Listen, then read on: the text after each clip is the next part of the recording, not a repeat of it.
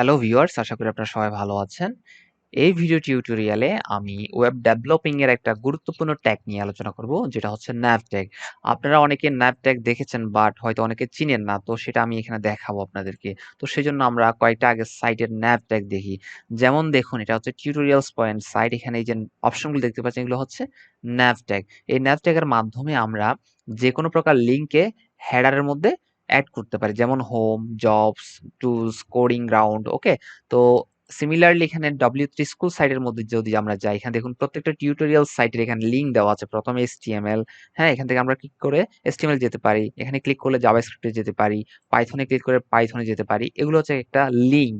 তো এই লিঙ্কগুলো ন্যাভ বারের মধ্যে থাকে, ঠিক আছে? তো এই ন্যাভ বারের মধ্যে কিভাবে লিঙ্কগুলো অ্যাড করতে হয় সেটা আমরা দেখব, ঠিক আছে?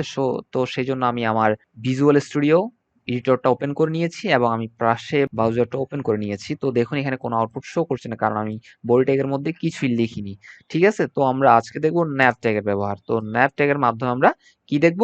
ন্যাভ ট্যাগের মাধ্যমে আমরা নেভিগেশন বারগুলো ক্রিয়েট করব, অর্থাৎ লিঙ্ক অ্যাড করব। তো আমরা প্রথমে ন্যাভ ট্যাগ দিব এবং ন্যাভ ট্যাগের মধ্যে আমরা লিঙ্ক দেব। তো লিঙ্ক দেওয়ার জন্য আমরা জানি যে হাইপার রেফারেন্স দিতে হয়, অর্থাৎ অ্যাঙ্কর ট্যাগের মাধ্যমে হাইপার রেফারেন্স। ওকে, তো হাইপার রেফারেন্স, তো আমি এখানে যেহেতু কোনো লিঙ্ক দিব না, জাস্ট আপনাদেরকে লিঙ্ক কিভাবে দিতে হয় সেটা দেখাবো। তো লিঙ্ক যেহেতু দিব না, আমরা ব্ল্যাঙ্ক লিঙ্ক ব্যবহার করব। তো ব্ল্যাঙ্ক লিঙ্ক দিতে হয় হ্যাশ সিম্বলের মাধ্যমে। তো অ্যাঙ্কর ট্যাগ ক্লোজ করে দিব। এখন এখানে আমি লিখবো হোম বাটন। ওকে, তো এটা আমি কপি করে নিব, ঠিক আছে? কারণ আমার আরো অনেকগুলো লাগবে। তো আমি পেস্ট করে নিব ৩-৪টা। আচ্ছা, তো আমি ৪টা পেস্ট করে নিয়েছি। আচ্ছা, ঠিক আছে। তো আমি সেভ করে রিলোড করব।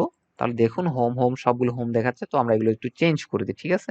তো টিউটোরিয়ালস এটা হচ্ছে অ্যাবাউট মি এবং লাস্টেরটা দিব কন্ট্রাক্ট।